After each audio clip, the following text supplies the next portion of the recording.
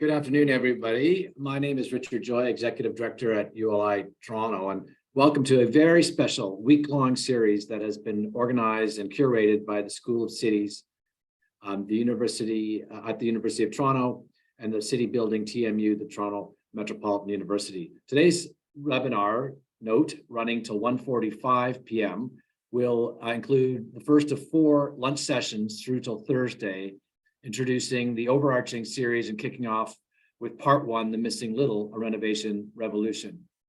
ULI Toronto is proud to host this series on our platform, and we welcome a very large audience of nearly 600 registrations from the constituencies of all 3 organizations.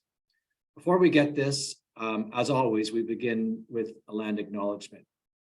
As Toronto region-based organizations, plural, we acknowledge the land that we are meeting on virtually is the traditional territory of many nations, including the Mississaugas of the Credit, the Anishinaabe, the Chippewa, the Haudenosaunee, the Wendat peoples, and is now home to many diverse First Nations, Inuit, and Métis people. We also acknowledge that Toronto is covered by Treaty 13 with the Mississaugas of the Credit. We are all treaty people. Many of us have come here as settlers, immigrants, and newcomers in this generation or generations past.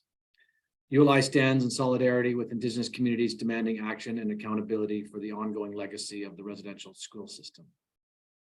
We also like to acknowledge and honor those who've come here involuntarily, particularly descendants from those brought here through enslavement. To better understand the meaning behind this land acknowledgement, we recommend programs that we'll put into the chat that you can watch afterwards on YouTube. These links will be again available in the chat. We're going to kick off this series with a short framing video written and curated by the U of T School of Cities and City Building TMU that sets up our week-long discussion. With that, I'll turn to my colleagues.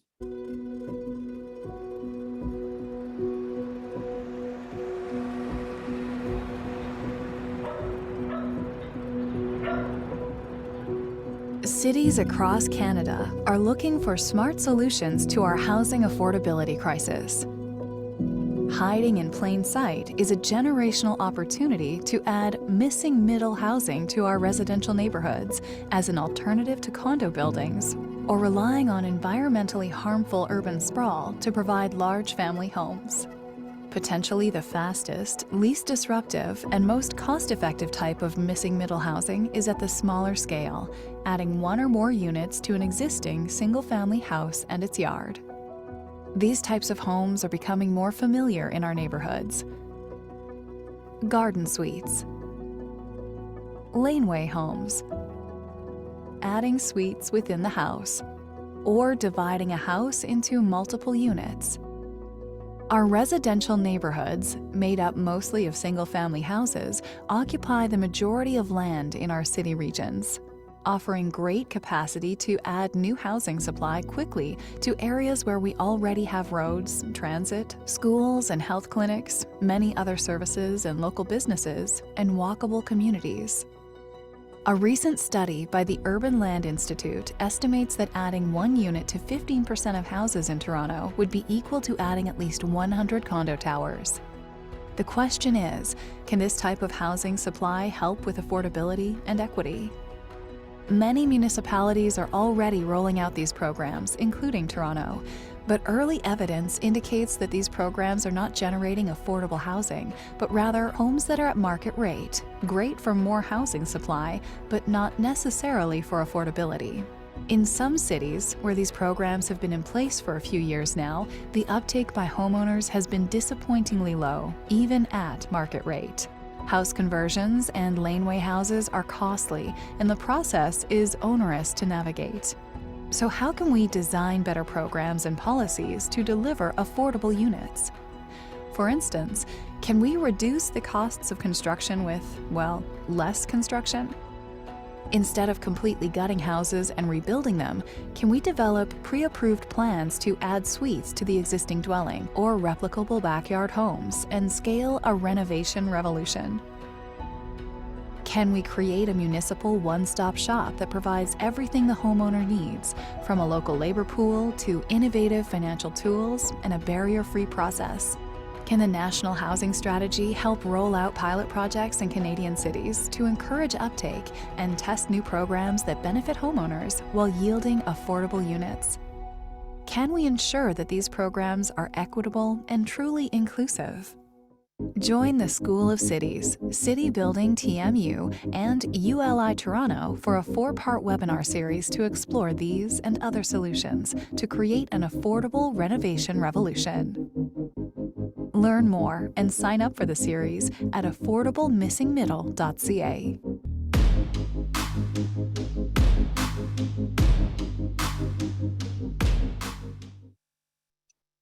It is now my pleasure to introduce Charisse Berta, Executive Director of the City Building at the Toronto Metropolitan University, TMU, and Karen Chappell, Director of the School of Cities and Professor in Geography and Planning at the University of Toronto, who will tell us about the origins and the narrative of this webinar series. A quick note before we do, the Urban Land Institute is a nonpartisan organization that does not advocate on public policy pro or con.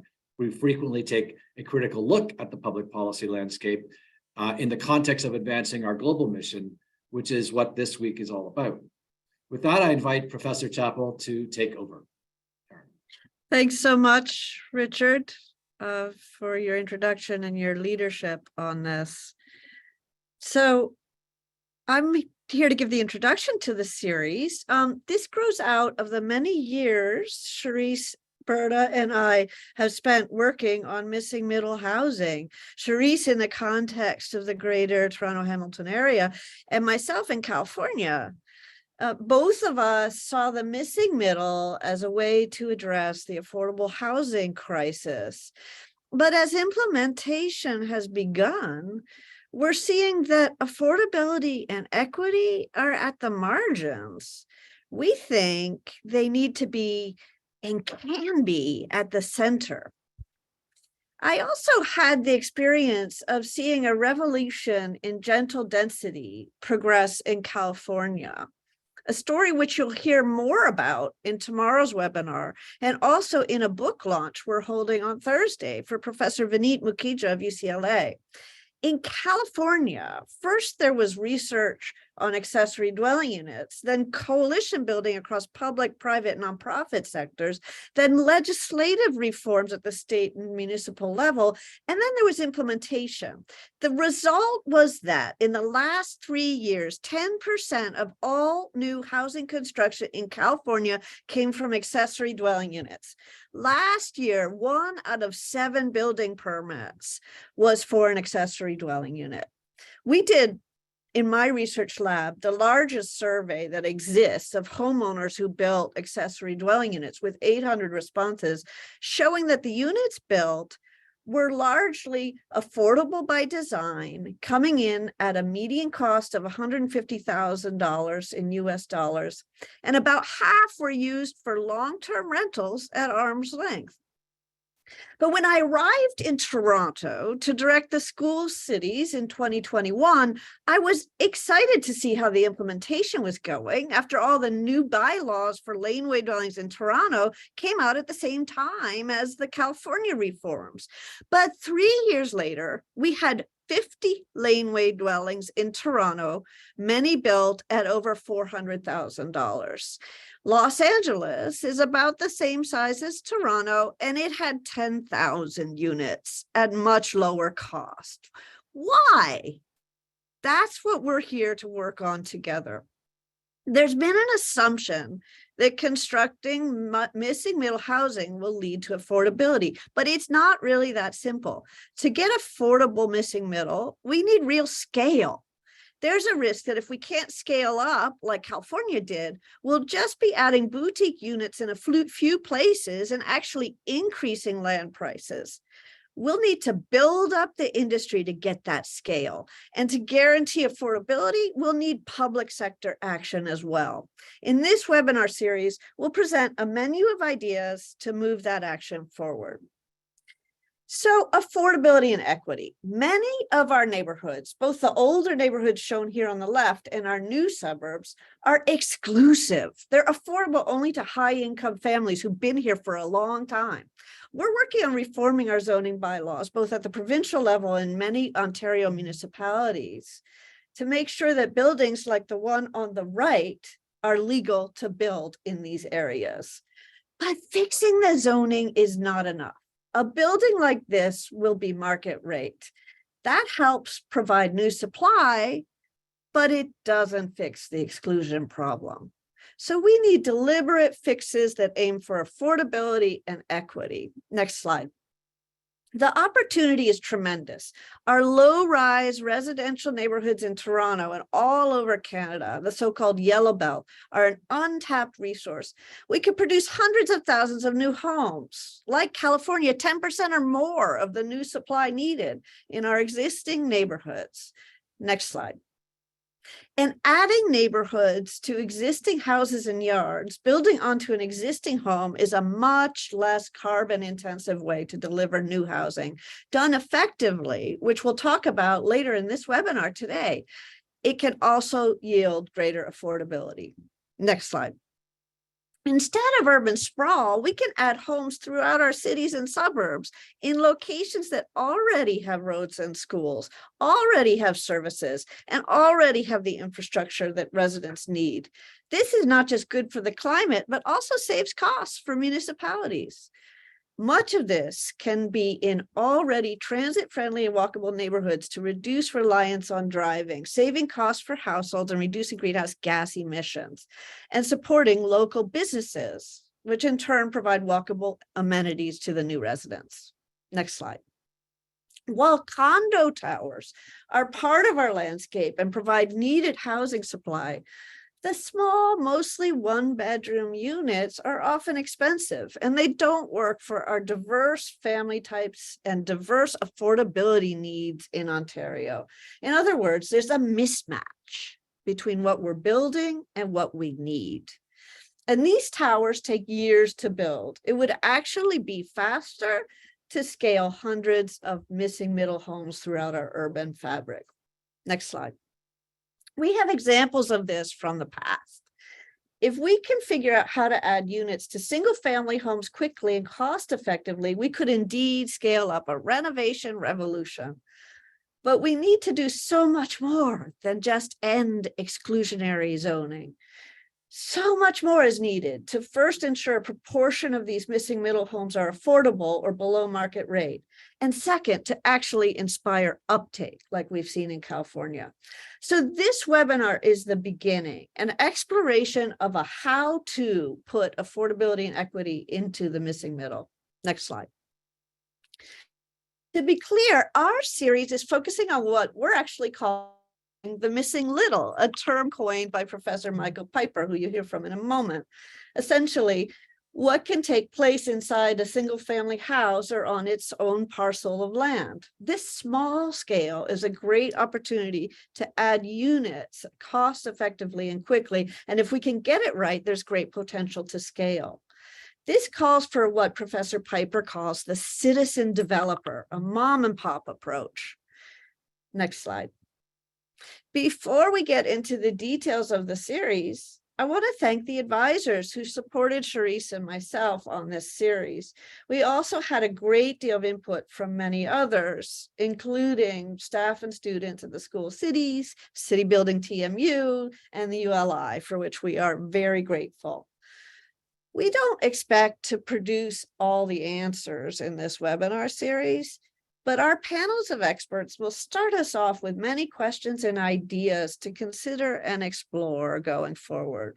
And now I'll hand it over to my colleague, Charisse.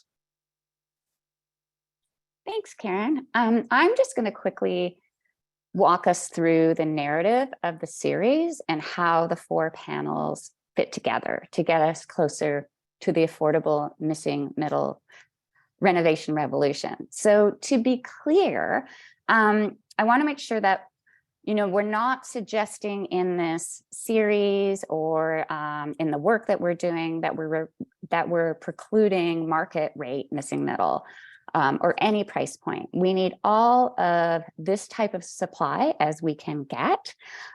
So this series is exploring how to make a good portion of that more affordable, and we need a strategy to do this, which gets us to our first webinar today. So next slide, please, which begins with how to look at bringing down construction costs with less construction.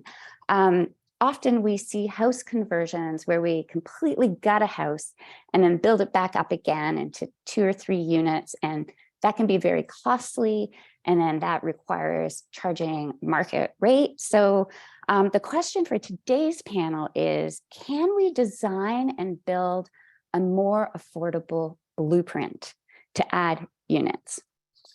So let's suppose we do that today, and we find those cost-reducing blueprints. The next question is, can we actually build them? So next slide, please. What are all the things that are going to say, no, you can't build that? You can't put a staircase there. You can't put a wall over there. You need another entrance. So all the building codes and municipal bylaws and parking rules, all the things that stand in the way. And suddenly any of the gains that are made from lower construction costs could be lost to those barriers. So tomorrow's panel is going to look at how we can get to yes. And then tomorrow's panel and today's panel will explore this idea of a one-stop shop. So to make it a little bit easier for the homeowner to participate in this plan successfully. So having access to that pre-approved design, having access to contractors and a ready-made local labor pool, having access to support staff that can take us through the permitting, the approvals, all those things, and also access to financial support and programs and grants and things that can make it more cost effective. Which takes us to Wednesday's webinar, which is what's in it for the homeowner. Why would anybody want to do this and go through this very disruptive process and not charge whatever you can get for your units? And even at market rate, it's really challenging with today's interest rates. So we want to explore other ways, some innovative ways to help homeowners access financing beyond the traditional loans or things like that. And part of that speaks to the role of the federal government. So next slide. We'll be talking in this series about the role of the city, of course, and provincial government. But we also want to explore the role of the federal government and the National Housing Strategy. So are there financial or are there innovative finance tools or other tax credits or things that can support the creation of one below market rate unit? So like suppose a homeowner is building 2 or 3 units. One of those could be below market rate in exchange for things like innovative finance tools, tax credits, guaranteed revenue, and other benefits for the homeowner. Next slide, please. So, suppose we've gotten to this place. We've figured out how to reduce the construction costs. We have those simplified designs, pre-approved plans. We've solved all those nasty barriers, and we found the sweet spot for homeowner benefits and affordability. Next, we need to guard against upzone neighborhoods becoming more exclusive. So our final session will discuss the many ways to ensure that the renovation revolution includes equity from construction to approvals to labor and to financing. So we hope that you join us for all 4 of our panels, and I will pass it back to Karen to introduce our first panel. Thanks so much. So now to start off our webinar series for this week, I'd like to introduce my colleague, Professor Michael Piper, who will be moderating the first webinar, The Missing Little Renovation Revolution, showing how to create the blueprint for simple, replicable designs that are cost-effective and easy to deploy. Michael Piper is an assistant professor and director of the Master of Urban Design program at the John H. Daniels Faculty of Architecture at the University of Toronto. And please note, he's the curator, along with Professor Richard Sommer, of a fabulous exhibition on the missing middle called Housing Multitudes, which was showing at Daniels and is currently at the World Urban Pavilion on Dundas in Toronto. So with that, I'll turn it over to you, Michael. Thanks, Karen. I have rapid succession slides, so I'm going to share my own screen. So I guess that means if you can unshare, thank you. And here's mine.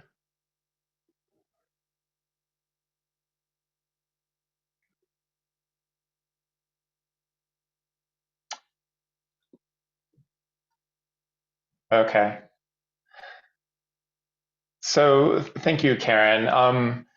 The title for the first panel, as you know or have heard, is The Missing Little, a Renovation Revolution. And so today we're going to be focusing on design and construction of general density in neighborhoods. This is significant, as I'm sure everyone recognizes, given that the majority or a large most of our urban land supply is made up of single-family housing lots. And so the possibility of transforming one suggests the potential of transforming many, as we're trying to illustrate with this image here. So to begin, this past fall and over the last year or so, again, as many of you I'm sure are familiar, we've had some policy changes at the provincial level and also at the level of our municipality in Toronto. There's a real push to kind of encourage multiplex building. And in Toronto, that means up to 4 units in the principal building, in addition to the possibility of an accessory unit, so up to 5 units per lot. These changes are in part a result of a years-long lobbying effort by news media, academics, and practitioners made popular by this book, which notes that the missing middle as a key to addressing affordability in Toronto. So today we're going to talk a little bit about what this means. So the relationship between missing middle and affordability, and to approach it from, again, the lens of construction, architecture, and design. So Daniel Perelec's book here, Missing Middle Housing, really popularized this term very broadly. And the question again, so when you kind of search the idea, you quickly kind of come upon really wonderful looking buildings, fabulous pieces of architecture that range from low-rise apartment buildings such as these to multiplex conversions such as you're seeing here. And so the thing that we are going to be looking at is whether and how these kinds of buildings can be affordable, and what it means for the idea of the missing middle, and what scale we advocate for. So I'm going to actually review a report that was made for the ULI by architects, developers, and planners in Toronto called The Missing Middle Housing, Development Costs and Affordability. And so while the study isn't exhaustive, it does provide some kind of high-level references for us that I think can have some really important lessons to share.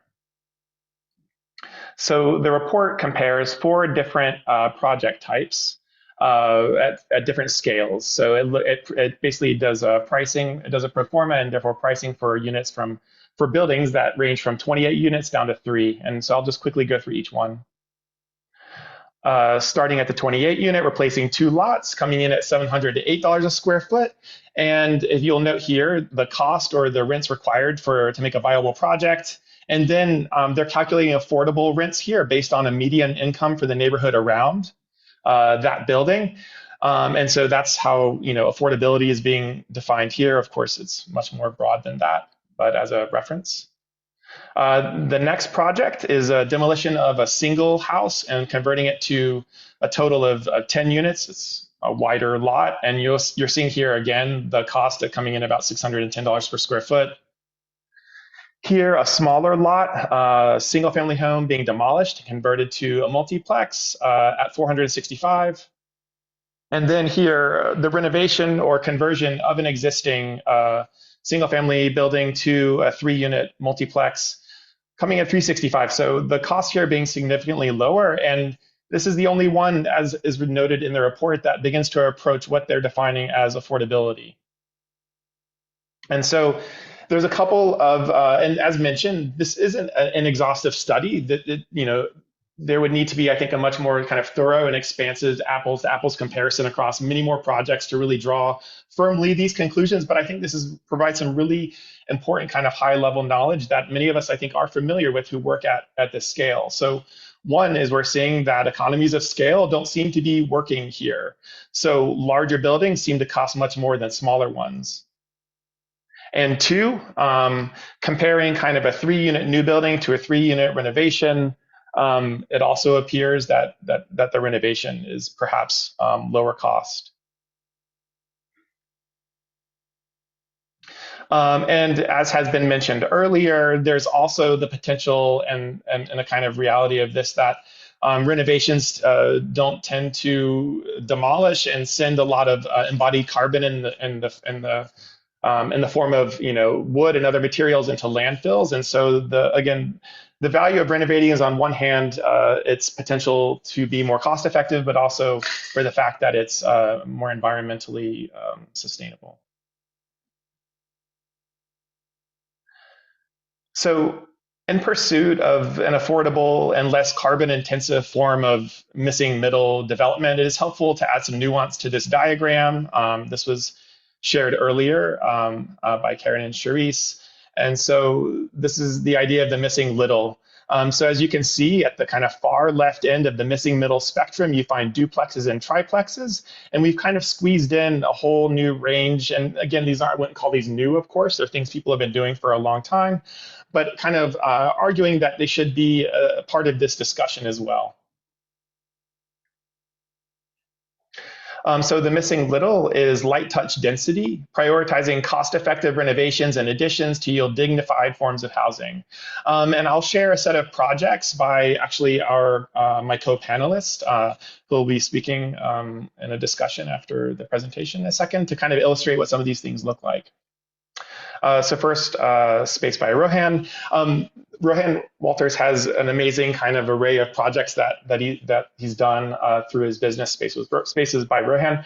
But I actually found this project on a Facebook post, and it shows a single family bungalow being kind of retrofitted into a multiplex. And I'll be sharing a research project that Jana Levitt from LGA and I have been working on, and this project is really a big inspiration for us. So I just want to note that in kind of the most modest and seemingly unaccommodating of density type of buildings, you find potential such as this.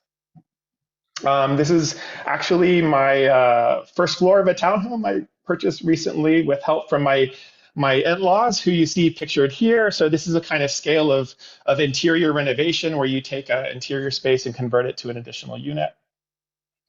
Kathir Glusberg and Kilogram Studio has an amazing set of projects on their site that kind of demonstrate all types of interior design and kind of building addition techniques, such as being illustrated here. Garden suites and laneways are surprisingly expensive, as Karen has mentioned, in Toronto. Metro Suite here offers the super simple modular system, which would seem to bring down costs. And this is something that we're going to talk quite a bit about, I think, in the panel, which is how to systematize or reduce some of the complications that come with this scale to enable it to gain certain economies. And lastly, LGA Architectural Partners maintains a wing of their practice focused on small-scale housing and has built a library of knowledge about these details through their practice. And here are just a couple of examples of some of their work. So this kind of missing little housing can be a less expensive and less carbon-intensive way to create predictability. To create new housing, but tends to preclude systemization, predictability, and repeatability. So anyone who's worked at this scale knows the adage that you never know what you're going to get until you open the walls up, which suggests an idea that somehow these kinds of housing are quite difficult to kind of achieve certain economies with. I mentioned this project earlier. This is in collaboration with LGA architectural partners and students here at the U of T and other folks at LGA. And so this question about predictability informs this project. Our effort was really to develop a catalog or a series of different housing types to try to make this scale of construction somehow more predictable and scalable. Quickly here, we identified 14 of the most typical homes in Toronto according to when they were built. So you're seeing kind of the different areas of the city and the selected housing that we studied through real estate websites. We then modeled these houses up, took note of the kind of zoning envelopes and other restrictions imposed on them, and then cross-reference those different types with a series of interventions or renovations and additions to that house at different kind of scales. So at the low end, really modest renovations to encourage basement dwellings and other forms of interior renovations. A medium end might include, or sorry, a medium scale might include an addition above or to the rear side of an existing building. And then moving your way to higher, where new construction is either added in the form of a laneway or, in fact, as a replacement of the multiplex itself.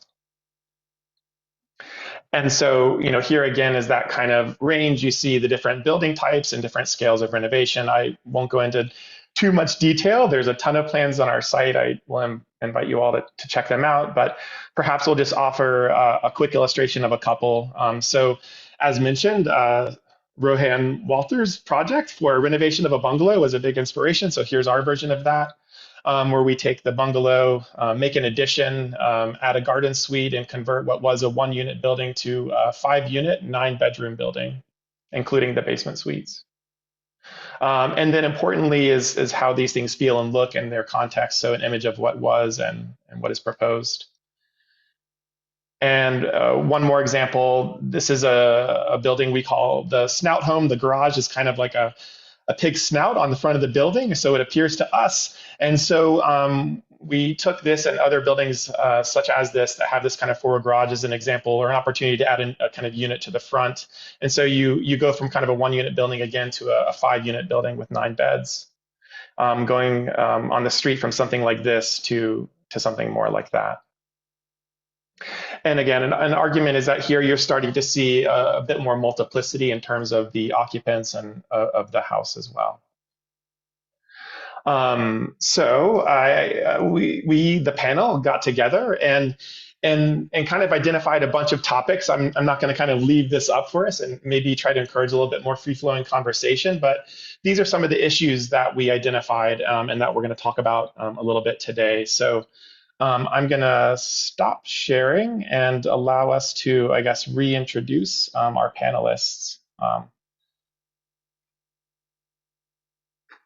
As mentioned, I'm Michael Piper, a professor here at the U of T. Kafir Glusberg also teaches at the U of T from time to time and is a principal of Kilogram Studio. I described some of everyone's work before, so I'm not going to go into detail about what they're working on. Perhaps I'll just introduce them by name. Jana Levitt, founding partner of LGA Architectural Partners and collaborator on the research project that I shared with you a moment ago.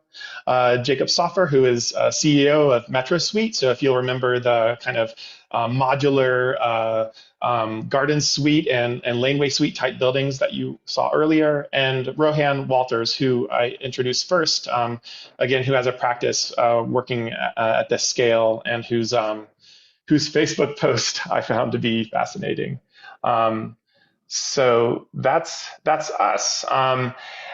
So everyone, I think maybe what I'd like to do is start with maybe one of these kind of fundamental issues that has been brought up, suggested by Karen and Charisse earlier, and something that we've discussed before, which has to do with systemization and predictability.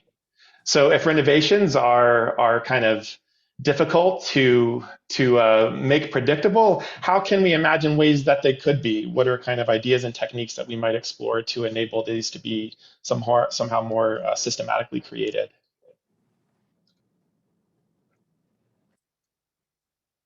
And I'll open up to anyone on the panel to just jump in, please. I'll start. I'll jump in. So I think there's different areas when you talk about predictability. There's actually different topics that are covered by that. So one might be structural, one might be zoning, one might be fire and life safety. So I think even on that level, it points to a basic level of familiarization that anybody thinking about undertaking this needs to start to understand, just the sort of high notes of the things that they should look for when they're doing a renovation addition. And then I think the other thing is within that, let's say structural. Of course, every time you open up the walls, it's going to be a little bit different, but there are tips and tricks when you go to see a house that make it a lot easier to understand if the wall is structural or not. And probably the biggest cost structurally is taking out a load-bearing wall and putting in lintels. So I think it's a really good idea for people considering doing this to look for a kind of primer. And it's one of the things, Michael, you and I have talked about a lot, to allow everybody to familiarize themselves so they know how to ask the right questions. They're all pretty high level, but when you know how to ask the right questions, you know then who to go to help you solve them.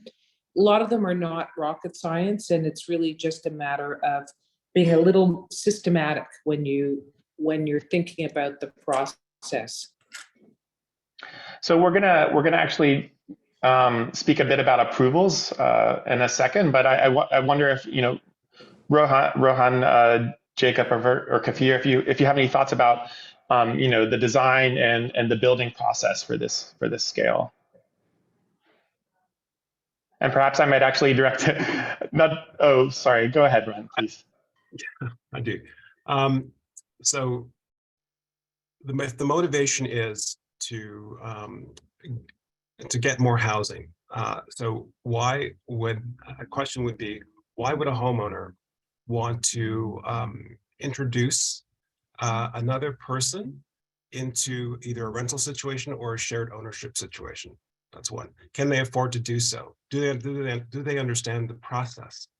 So both financially and through the building, zoning, and design process.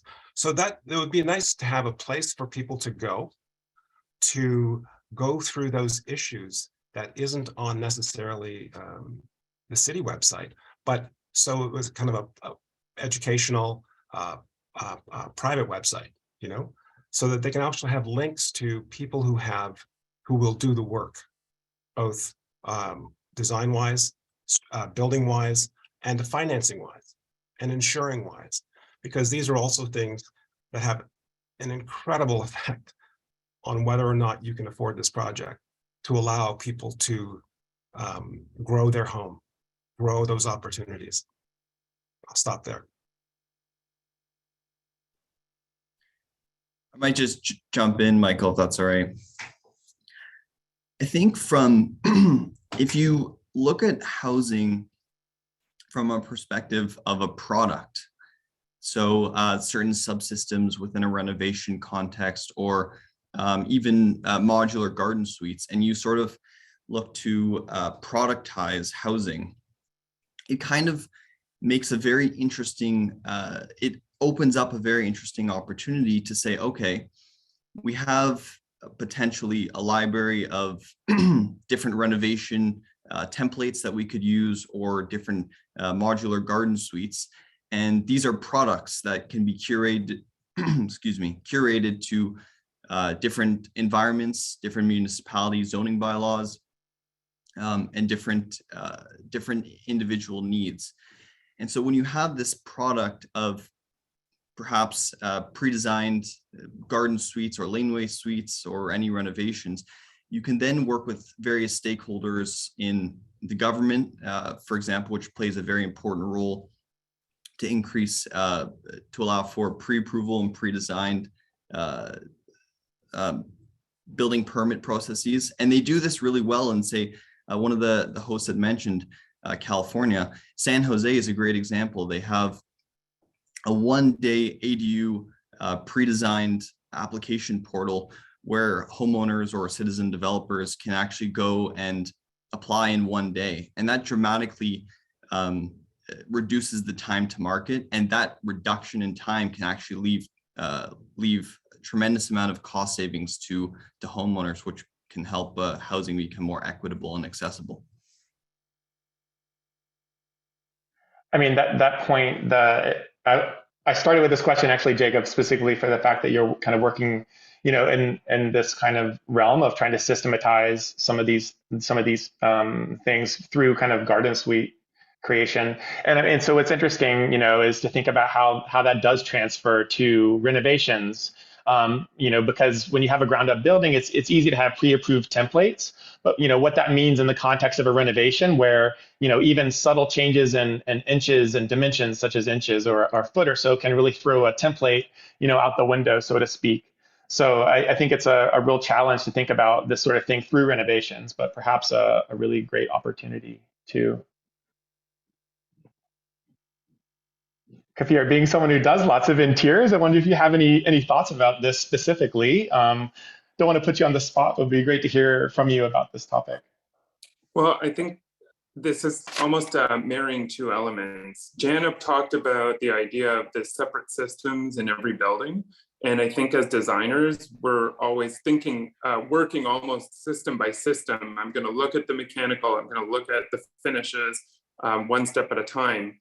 But for the homeowner, especially if this is an owner-occupied building and you're considering a more complex kind of lifespan of your building and use of the building, then it becomes very personal. It's hard to think of your own home as transforming, as being something completely different. And it's actually very intimidating. So often when we're starting out, it's a lot of education and saying, hey, here are all of the possible setbacks you might run into, or the complexities that you may not be aware of in every building system.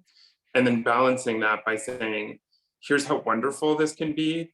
Here's all this amazing income your home can generate, or potential future uses that you may not have thought of, or efficiencies for future planning. You touched on something that I think is, and Rohan, I think also mentioned this, and it was brought up a bit earlier. It's a question of like, who's going to do this? What incentive does a homeowner have to make a renovation, to convert it to a multiplex? Presumably, they're doing pretty well financially if you own a home.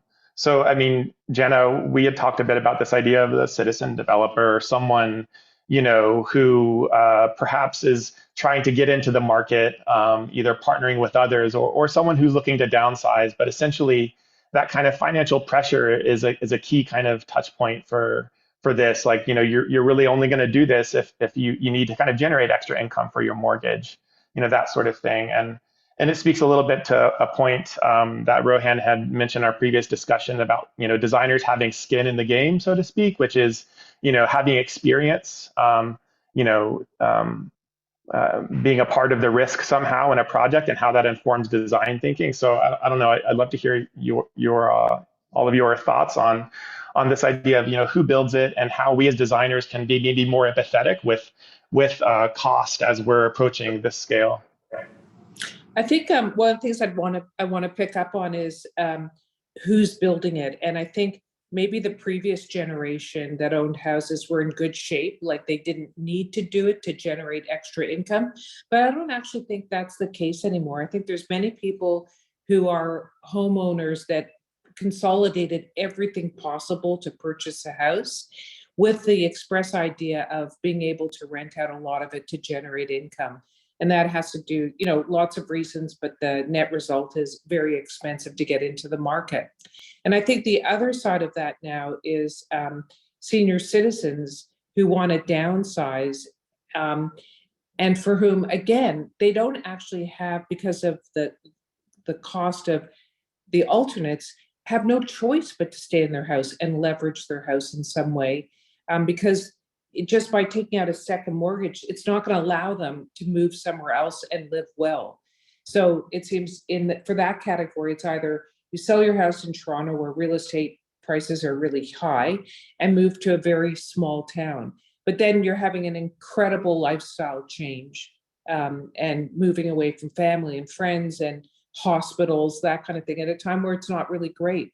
So I think there's been a really fundamental generational shift, that's created a lot more people that are motivated to do this because they need to do it financially. And I think that's it's interesting, because I think it's actually there's an intersection of that financial pressure with a more laterally thinking younger generation, for whom having a whole house for yourself is not even a goal.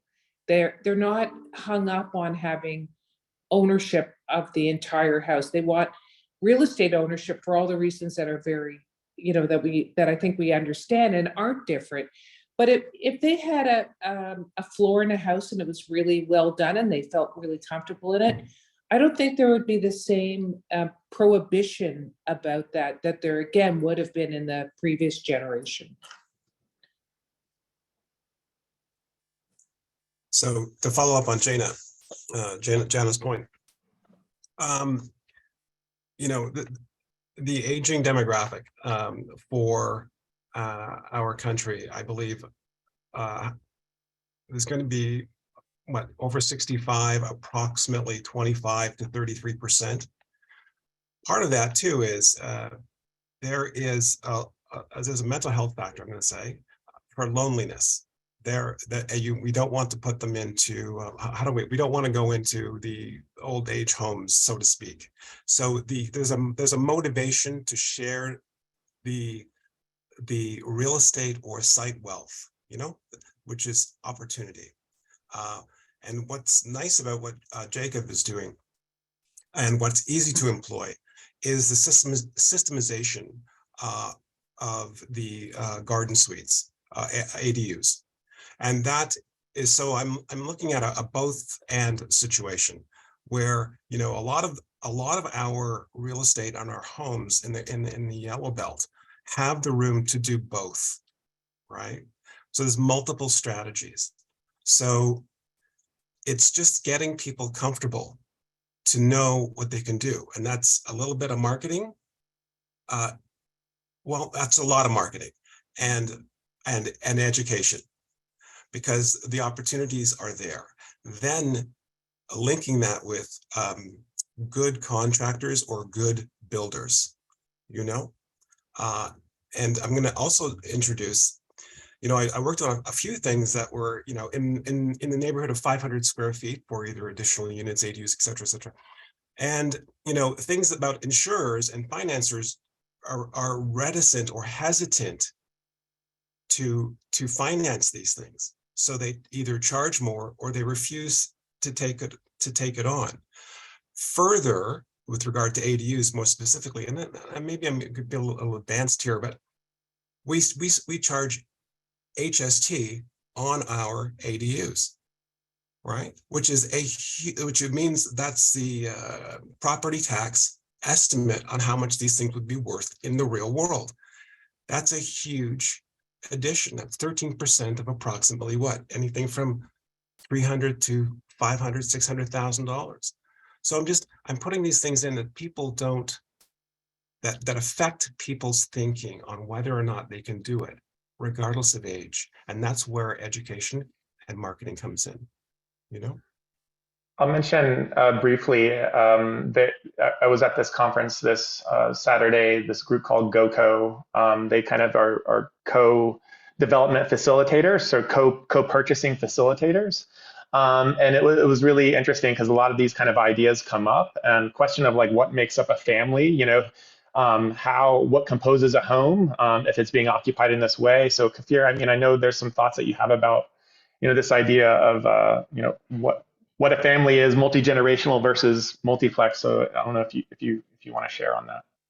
Well, I think a lot of this is about people's relationship to their property today. And we talked about how there's that high expense and leveraging everything to be able to purchase property today. And that's often the case for new homeowners in the market. And on the other side of that, there are things like Airbnb and platforms that allow us to share everything in our economy, and that becomes available.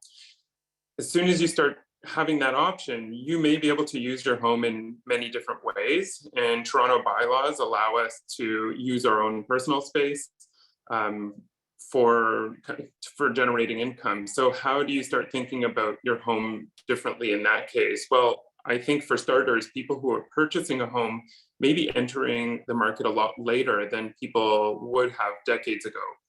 And they've spent their time building up a professional life, negotiating space with others in their living situation prior to purchasing property. So they're not doing this as a young couple building a nuclear family. Instead, we have people who have a much more complex family situation. And we have just a lot more diversity in general, especially in Toronto being as diverse as it is. We can't go into this equation expecting just a nuclear family, 2 parents, 2 children. And even the multi-generational model can become more complex when you talk about people who have chosen family or people who are, in their family in a long-term way. So the idea of dividing your home can mean many different things. This isn't just about generating income. It could be about the complexity of what does it mean to have someone who's not quite a roommate and not quite a neighbor, and just living in a dense city where we're all sharing things together. I mean, we didn't really talk about this earlier, but I think there's something, the kind of the social aspect of this.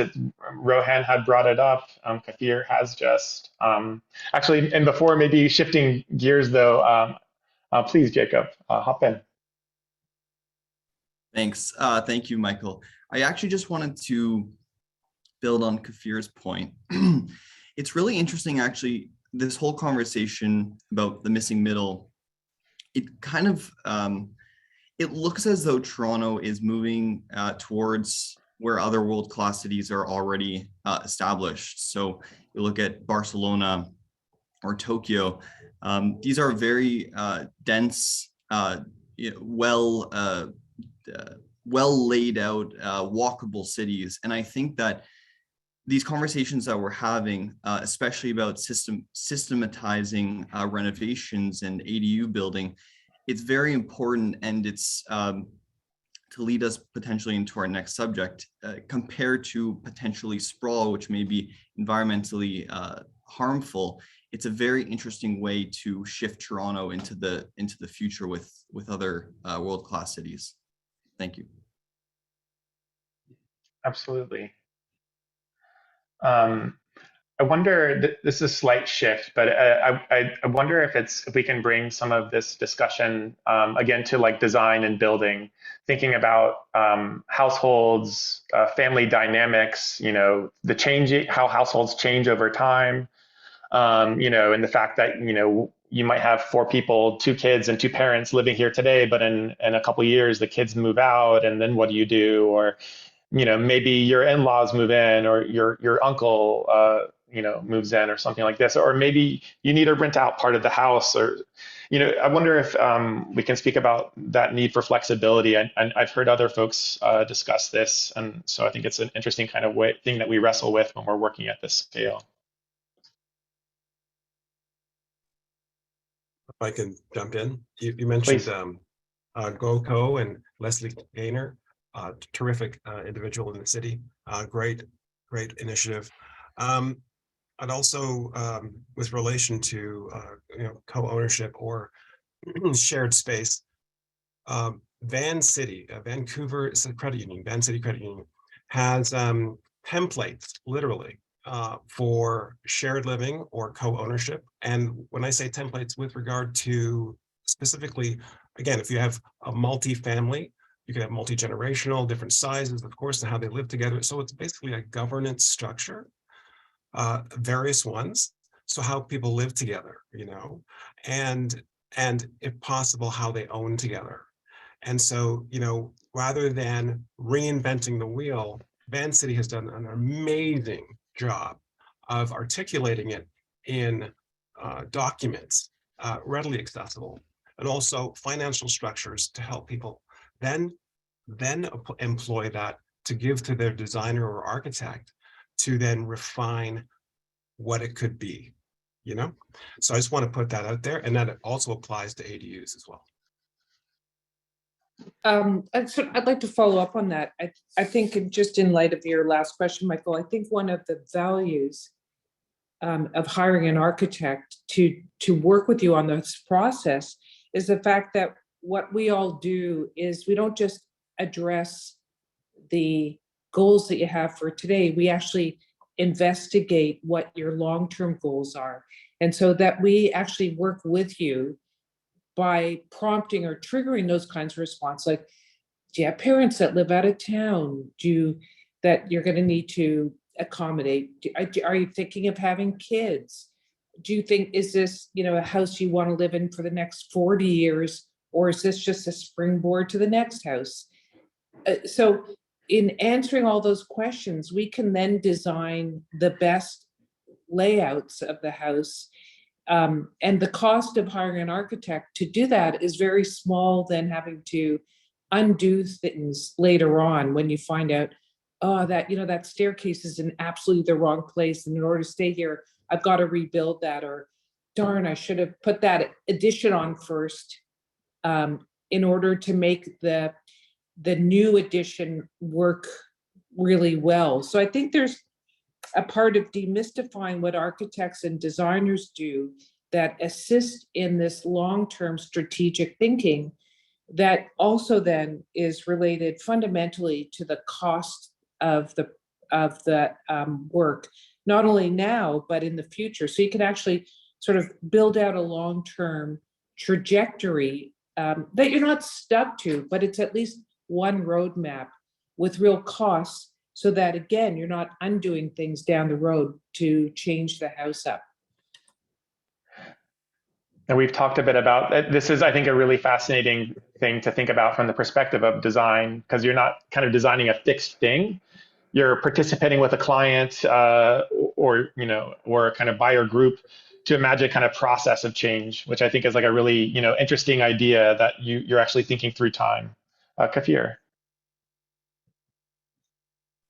I wanted to mention looking at old and new houses in at least the ward where I live, you see an example where many of these old Victorian or century homes are informally divided into rental suites. And we have so little ability today to register.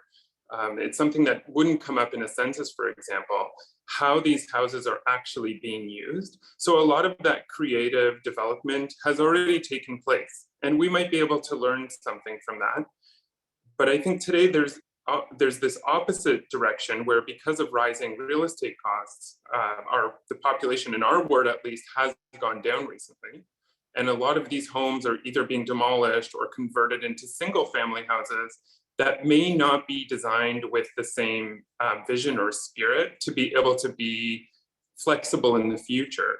So something that we're doing often when we're designing is having that big conversation about what could your house be 5, 10, 20 years down the line, considering the cost of renovation. That's really the span that we should be discussing.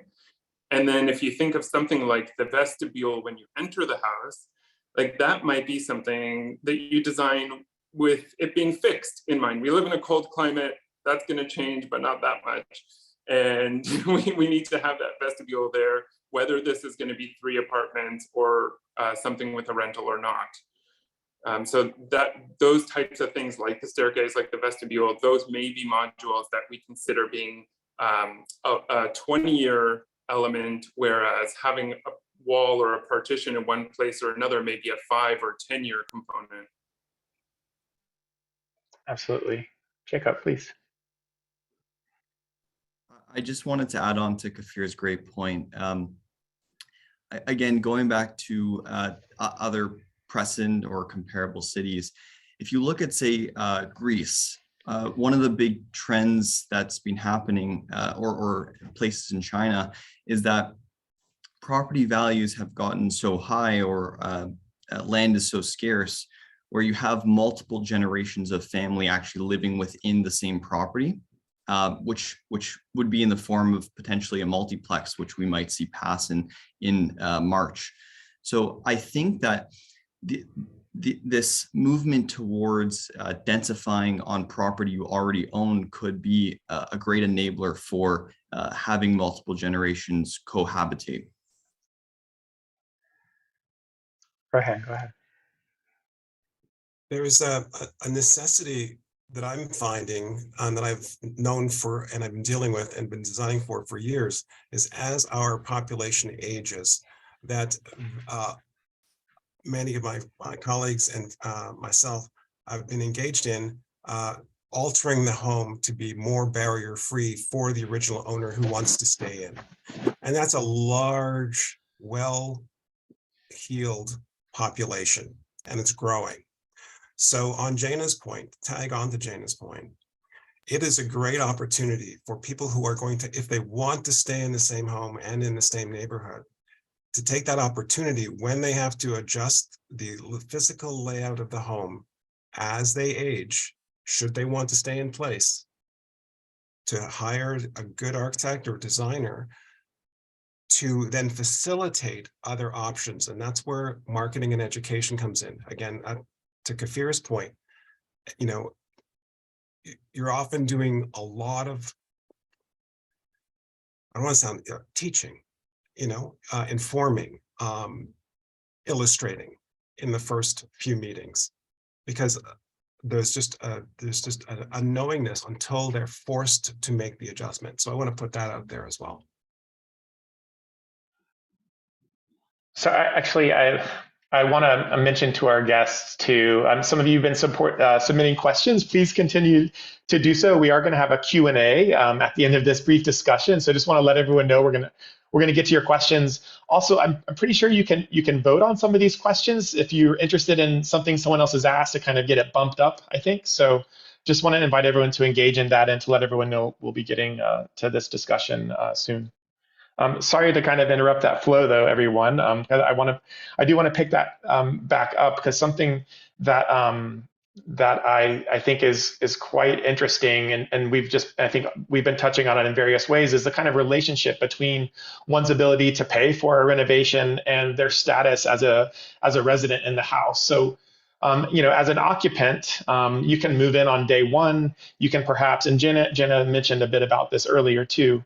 You know, you can make enough renovations to make the home livable, and perhaps in a few years you build up some equity. And again, as an owner occupant, you have the ability to leverage that equity to make an addition, to add a unit down the road, or to upgrade materials, or something like this. And I think it just speaks to an idea about you know, who's doing this. At what scale it works, and the fact that it kind of takes place again over kind of a long term.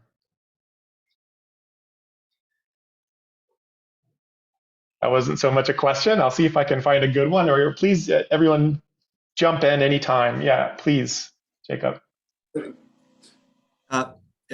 That's a great point, Michael, and it does bring up the question of how do we engage with various stakeholders, including the government, to disincentivize these homes, these single-family homes, to become investment vehicles, and to encourage use of multi-generational living, to not have sort of this financialization of housing. So I think that's something that's really important, because we are seeing different things happen in different places in the US where I'm hopeful that we can avoid in Toronto.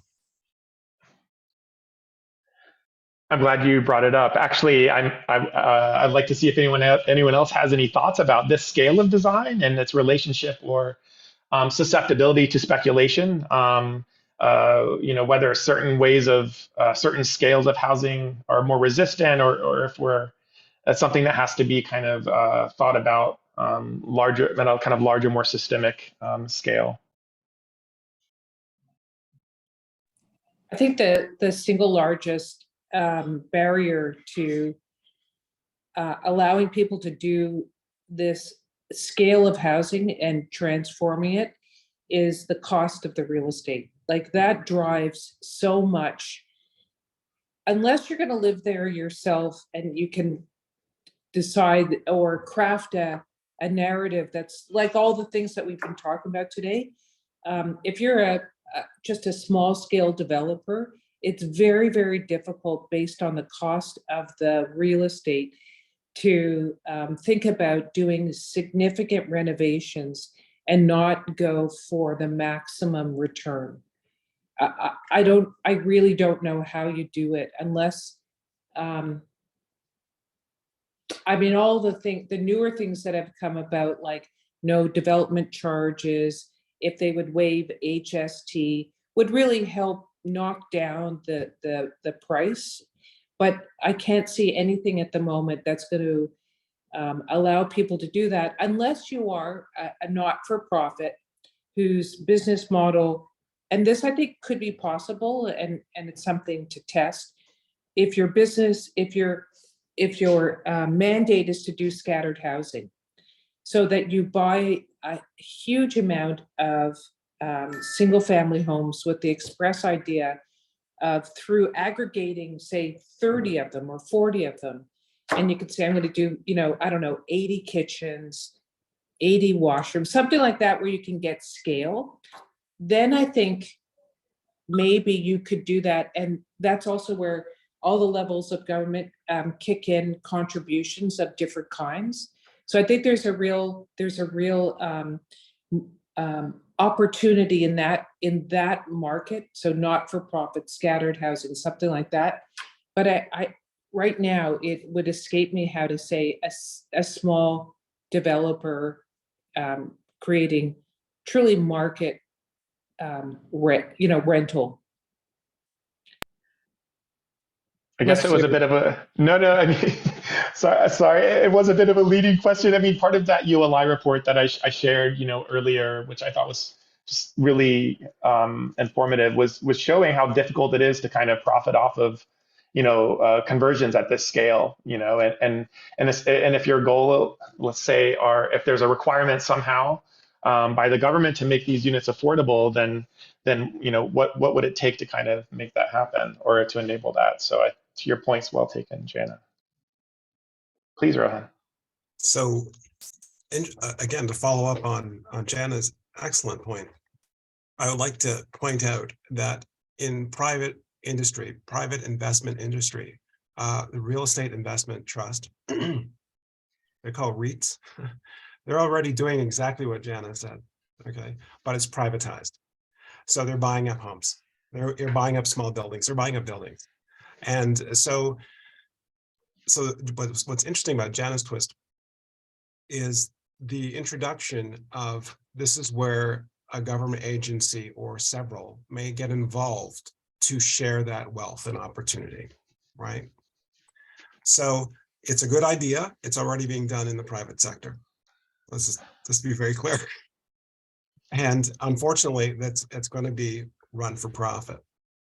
But I think nevertheless, it's a good idea. Second point would be the notion of the sharing. So things like, there's an organization called it's called Options for Homes.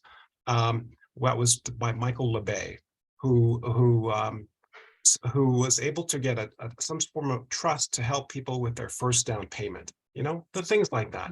There's another organization called Co-Housing Options Canada. It's a nonprofit, where they bring people together to then become their own, basically, developers and living group, so that they produce governance structures for themselves, and then they put skin in the game, money, and then they hire architect, developer, and then they build in a shared manner.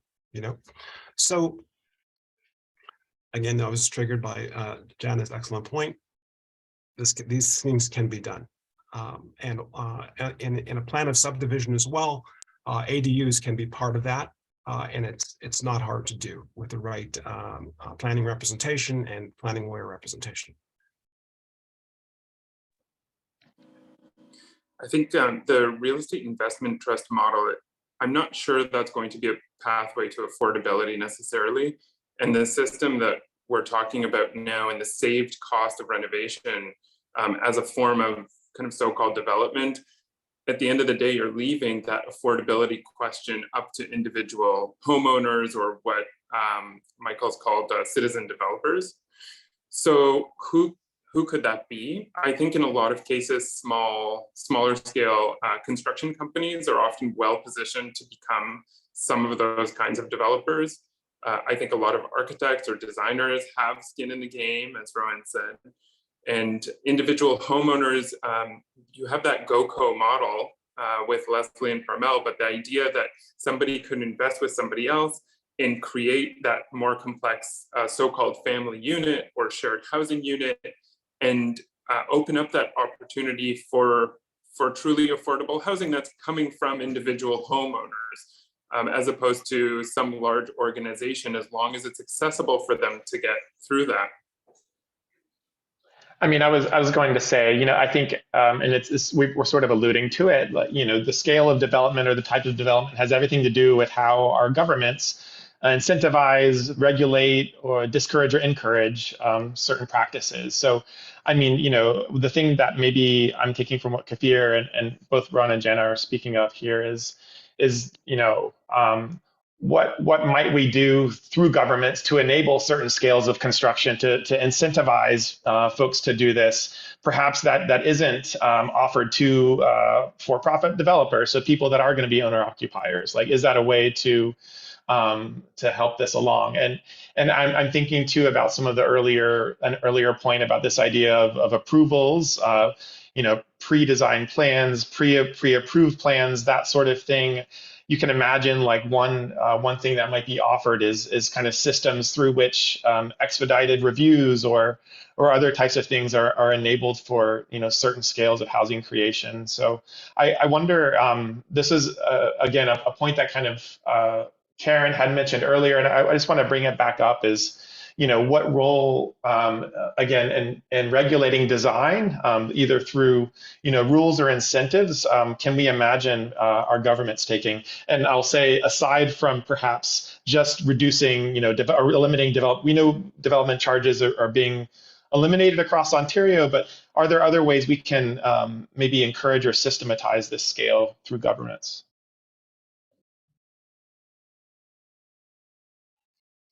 Jacob, please.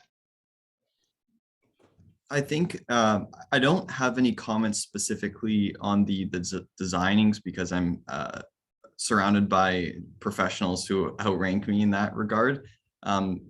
But I think generally going back to your first question, Michael, of having the ability to offer pre-designs that are pre-approved, selected from a curated library of different options, it really sticks to the point where in reality, there's a big shortage of labor. And so if you can really simplify and create repeatable designs, you can be efficient in your use of trades and subcontractors, which is very important, I think, from a practical standpoint. So I'm very excited to see what happens in this regard.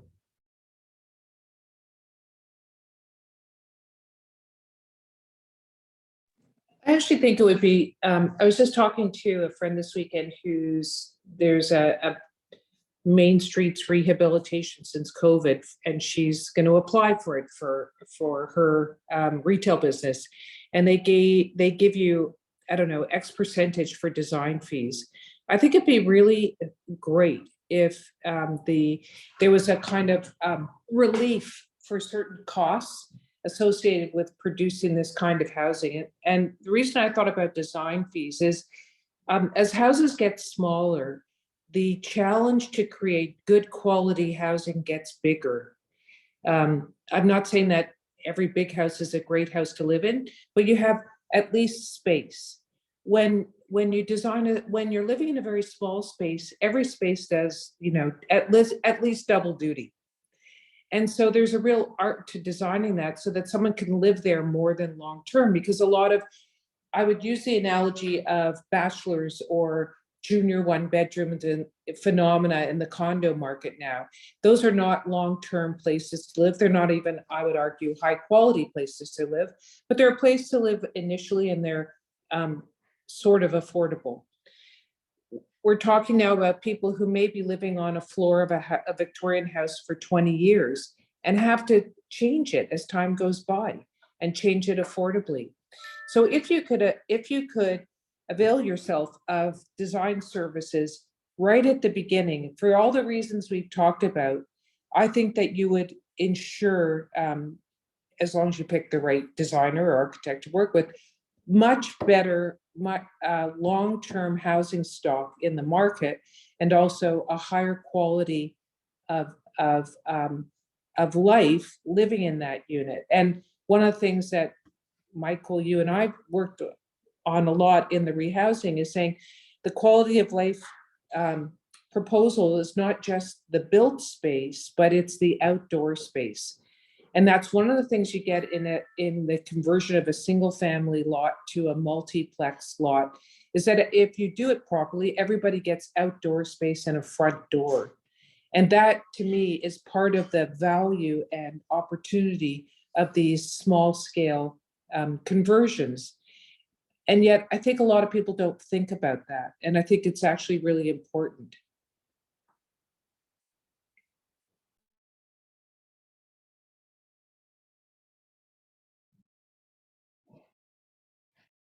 Any other thoughts on this one? I've got a couple more questions for us. I mean, Sorry, something that comes to mind is just a question about transit when we talk about policy, and this is sidestepping, this renovation issue. But how can we expect areas, all around the GTA, not just in the downtown core, to take the yellow belt and the least dense suburban neighborhoods of Toronto and turn them into multiplexes if people are still car dependent? So I think from a policy perspective, that needs to come hand in hand with some of, Bill 23's housing solutions. I mean, we discussed this a bit earlier too. I think there's the question of where to encourage is key in terms of access to transit and other services. And even ties back, I think, to some points that we had discussed earlier, which is, how much of our housing stock is already being occupied in this sort of way. So how do we kind of manage where density is if we don't have true tabs on even some of the less official kinds of forms of housing that are already existing?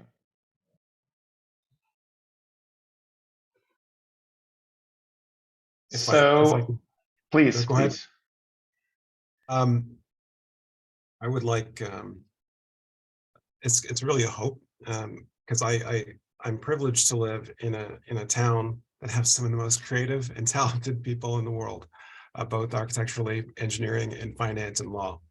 So that said, it would be really lovely if somehow, the Toronto Metropolitan University, U of T, and there are other schools get together with other colleges with construction departments and with CMHC money somehow buy 5 of the beautiful prototypes that I saw in the PDF that you sent to us, and then just break it down, start putting the students to work, a 4th or 5th year course on that, and then do the studies, align them with good construction management, good contractors, just to see it from, and find the right owner or demographic that you're looking for, like 3 or 4 of them that you identified.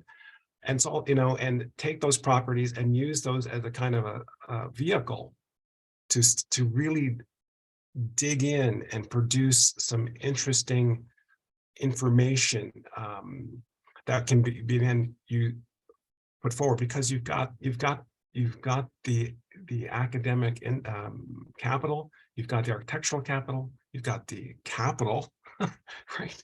So there are some serious opportunities for some joint venture ideation and manifestation on the stuff that you are studying. And there are certainly willing owners who would go along with it, I'm sure. It's just a matter of finding them, I couldn't agree more as someone from the U of T. So I'm going to go ahead and second that idea. So let's make it happen. I don't know if anyone wants to, I mean, this kind of idea about education and design education and what we treat as design, what we think of as high design versus other forms. What is architecture? What is building has come up before. I'm thinking about this specifically, Rohan, because I think in design schools we have a kind of bias about what constitutes something worthy of study, and a lot of times this renovations, small scale stuff like this feels like it's, I don't know, maybe not, I don't want to say not worth our time, but it does sort of feel that way sometimes. And part of, I'm excited to hear, people encouraging that. I wonder if anyone has any thoughts about how to, reframe somehow how we think about design, and about renovations and this scale of architecture to, I don't want to say, make it more glamorous, but maybe to make it more glamorous. So I'll throw that out there.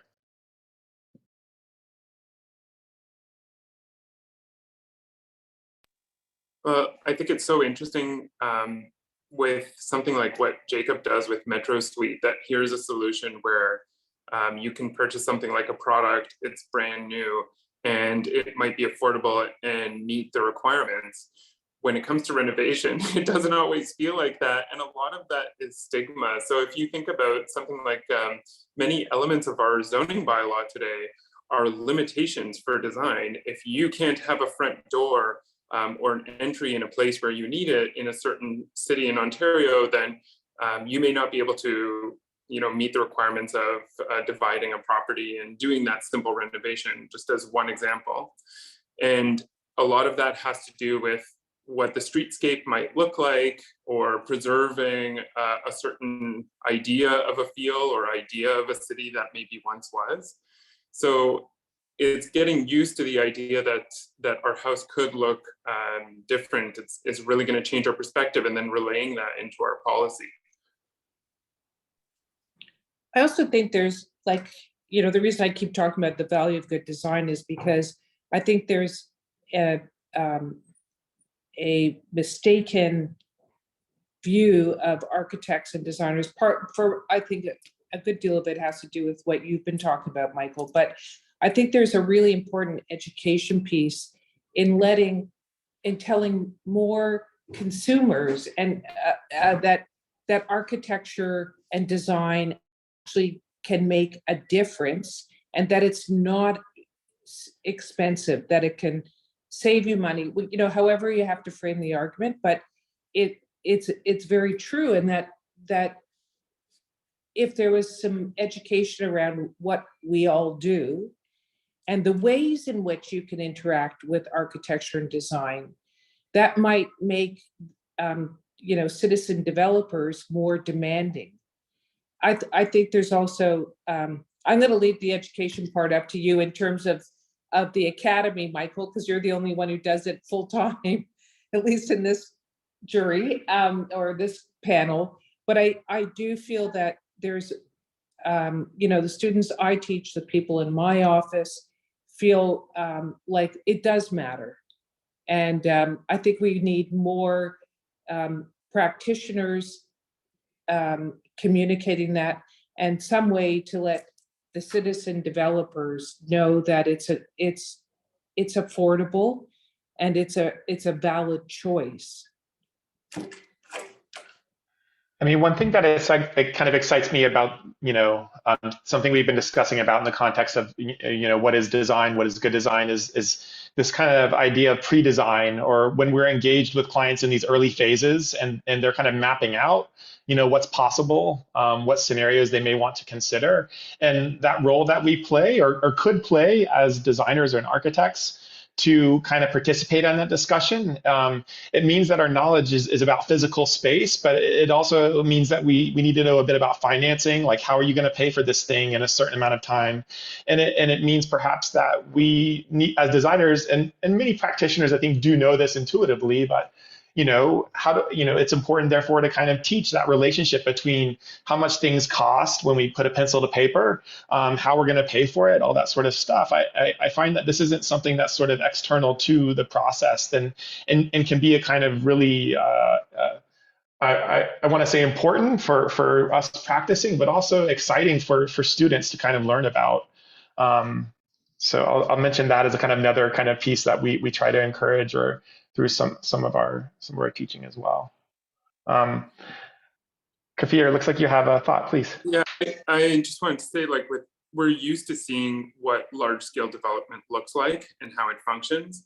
And with large scale developments, I'm talking about like towers, condo buildings, they'll work on a pro forma and they'll have a professional team right at the beginning. So if you're a homeowner looking at purchasing a property and thinking about one of these more creative uses or ways of developing what would be your home, there is a place for an architect as well, and often something like a low-cost consultation, even if you're looking at real estate and working with the team that would be an architect, with the builders they're used to working with the realtors they're used to working with, that whole team can change the whole trajectory of what you could be able to do with your purchase, which may be a lifetime investment.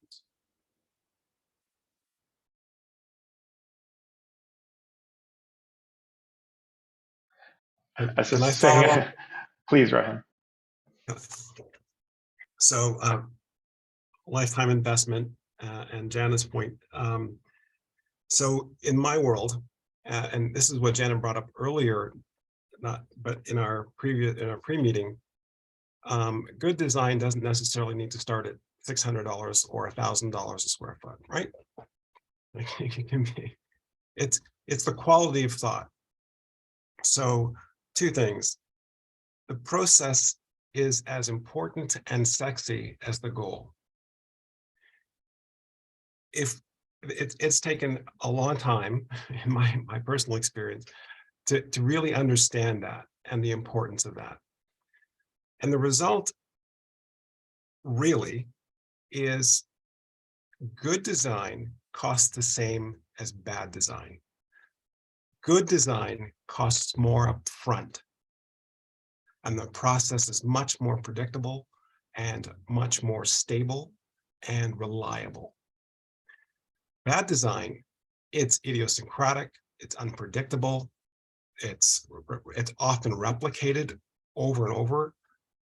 Mistakes are made more often, way more often, and then the end result is sketchy and mediocre if you're lucky.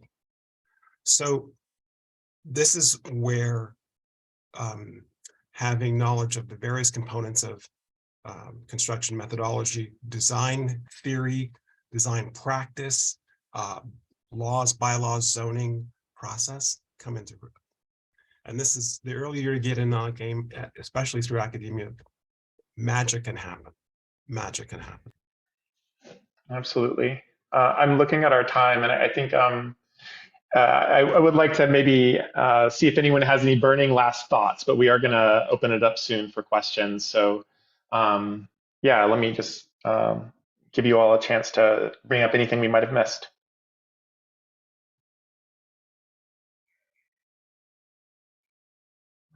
That's always an odd question that people are always reticent to answer. So maybe we won't put that kind of pressure on us, and we'll just say, all right. yeah, I'm okay. gonna do it.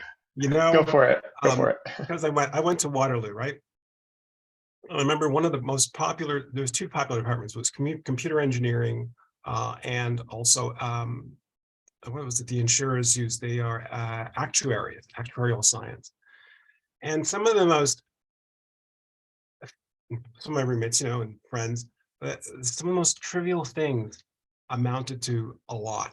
So, the quality of how we build actually manifested in lower insurance rates.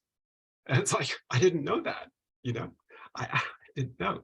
So, and then, I think Jacob mentioned AI before. And so my computer nerd friends, introduced the notion of, why are you architects always building the same kind of structures and you're not systematizing it so that we can make it easier in implementing them on sites? We don't have to redo the same thing over and over again, except for maybe 15%, and they'd actually rhyme off these numbers. So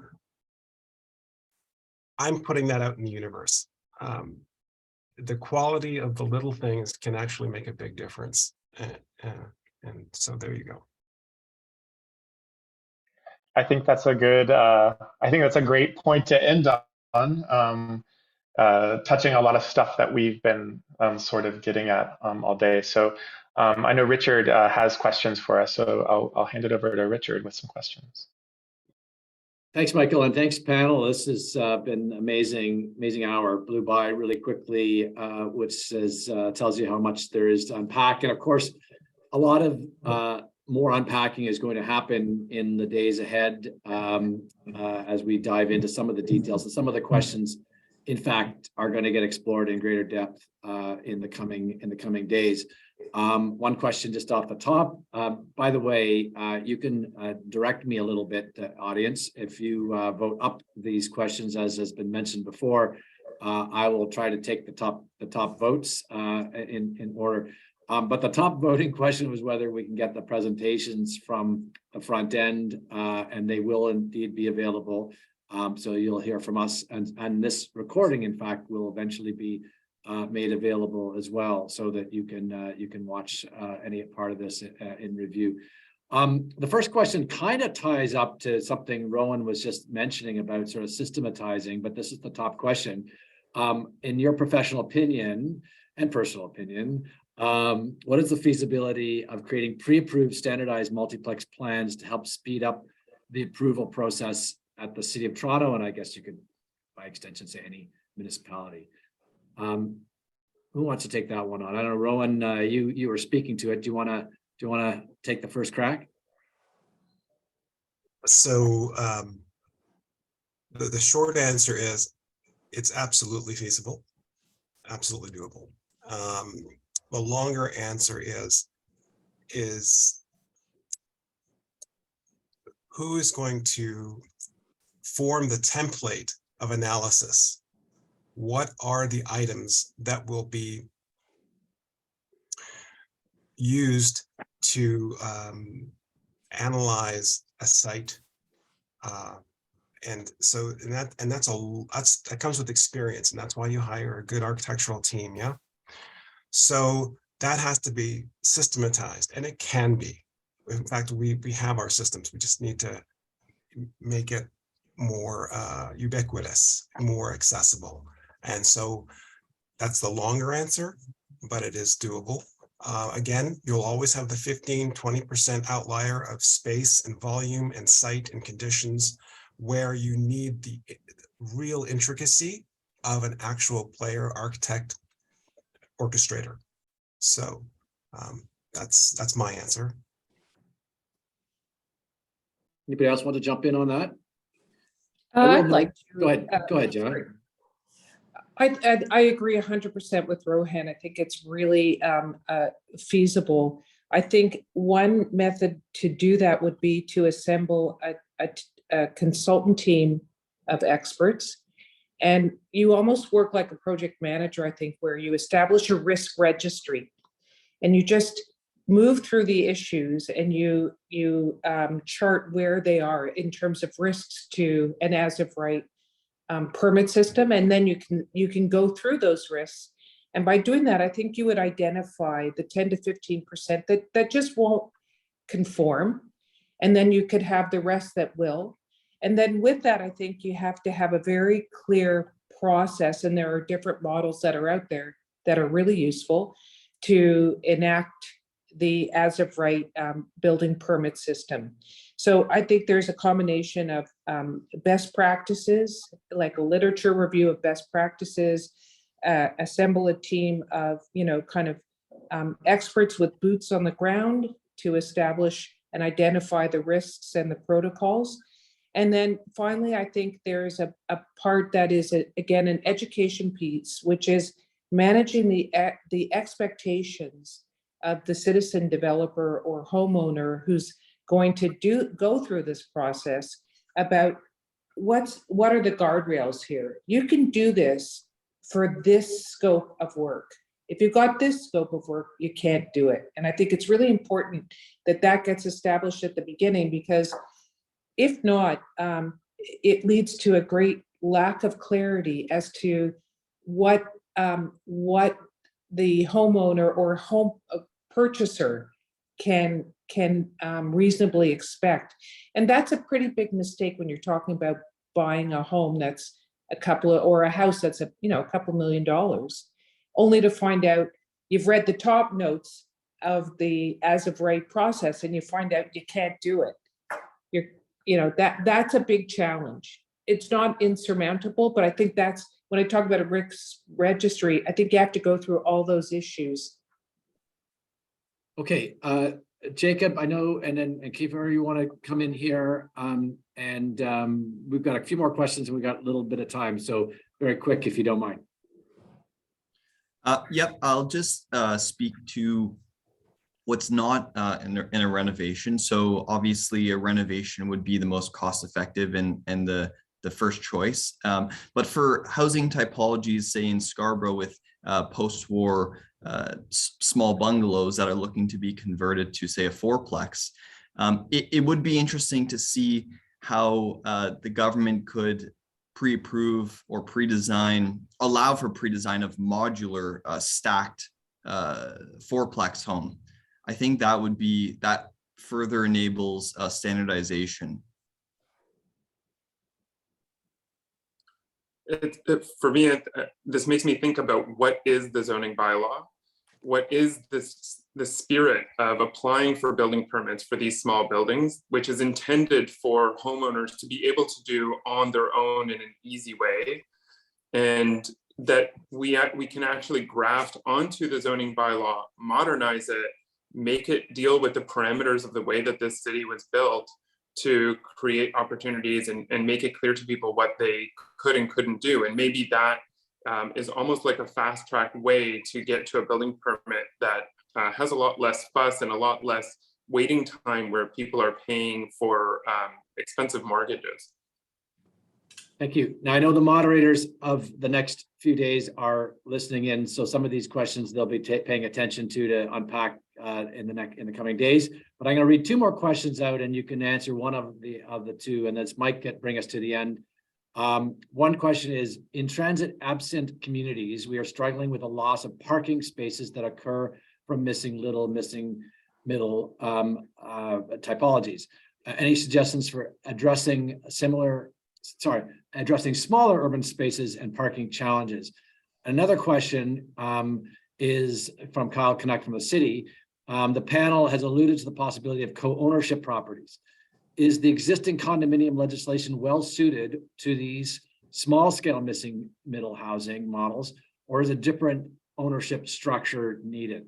So parking or condominium structure, those are two very different questions, but I wanted to get them both in. Who wants to go first? Jacob, jump in. Thank you. Oh, sorry, Michael. Were you gonna? Okay. I'll just make a quick comment. So our parent company builds condominiums, and I would just say that it'll be interesting to see how these multiplexes play out, because there is a substantial upfront cost and administrative work to set up a condominium corporation. So we'll have to see how the economics play out to see if most of these multiplexes will just be purpose-built rentals because of that. If I can follow up on that, condominium legislation is meant for larger projects. There is already pre-existing templates in the co-housing and shared housing model, again available through Van City, for example. I sat down with Brian Eiler many years ago. It's a lawyer who developed cooperative housing agreements. So if you are going to do a smaller multiplex, there are templates available, but not using the condominium act to condominiumize the thing is more complex than it needs to be, and there are other avenues that you should explore first. I'll just jump in as someone who's just in the midst of developing a 5-unit condo. The Condominium Act and all of the requirements, as Rohan said, are made for 200, 300 units, not a 5-unit condo. However, going through those hoops at the end provides the most amount of freedom long-term. So any form of ownership has challenges and opportunities. And I think the most important thing is to understand what those are before you embark on one or the other. There's another one that we're just starting to research, which is called strata titling, which in some ways it's very popular out west. And here people understand it as the same as condominiums, but it's not. And so we're just starting to research what the implications are. And actually Eiler Campbell is our lawyer for developing a small scale condominium agreement. I'll just briefly make a pitch to listen to GoCo. Again, they had a kind of seminar yesterday. They had a lawyer come in and talk about these issues. And the reason it works for Van City out in BC is because you can fractionalize mortgages out there. We can't do that in Toronto and I think, or in Ontario. And until our banks allow us to chop up the home as a series of different mortgages, it's going to be really, condos are really one of the few options that we have, unfortunately, at least that I'm familiar with. Well, just to say, with a good real estate lawyer familiar with co-housing, we do have them available here. But again, it's a customized, because lawyers have been doing it here in Ontario for themselves for good 20, 30 years. So we just have to bring it down to in scale. And that's what's happening. Okay, there's a lot of amazing questions that we are absolutely recording for the upcoming sessions.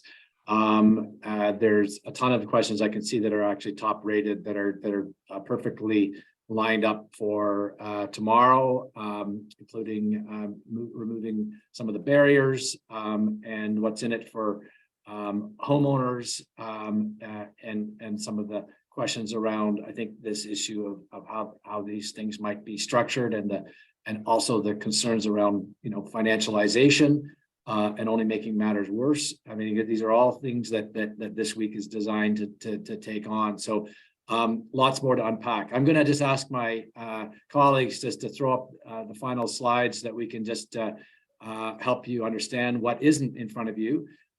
So tomorrow, busting through the barriers to the missing little, as mentioned, the uptake of versus affordability, what's in it for the homeowners, as mentioned, and then finally, the renovation revolution and equity, a critical lens to round out our week-long series.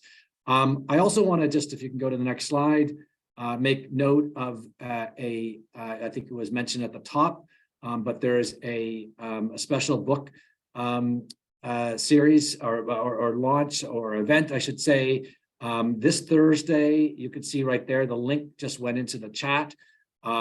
This is at 6:30 Thursday evening at the World Urban Pavilion in Regent Park, the Daniels facility. So we encourage people to register and attend this sort of final capper of our exciting week. Next slide, I think, takes us to toward the end here. Is there a next slide? Maybe not. Maybe that's the last slide. So that gives me an opportunity then to say thank you to the panel. You've all done an incredible job of taking us through an introduction into, I think, a frontier that's only going to widen and expand. And we've got to get it right. And I think that's what you've set us down the path on today. So I want to thank Michael. I'm mispronouncing your name. Can you pronounce it for me? I apologize. Clear. My apologies. I should have asked. Jana, Jacob, and Rohan, thank you so much. That was great. And thank you, audience, for hanging in. You all did. We'll see you tomorrow.